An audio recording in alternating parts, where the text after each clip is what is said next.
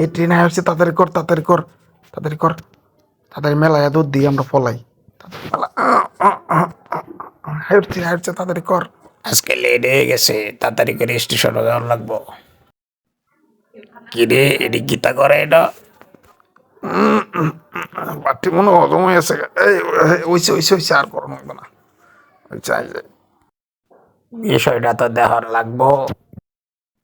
এই দোস্ত, ট্রেন তো আইলো, ট্রেনে এয়ারবন। হ্যাঁ যাই কস দোস্ত, আমরা কিন্তু কাম বানাই আছি।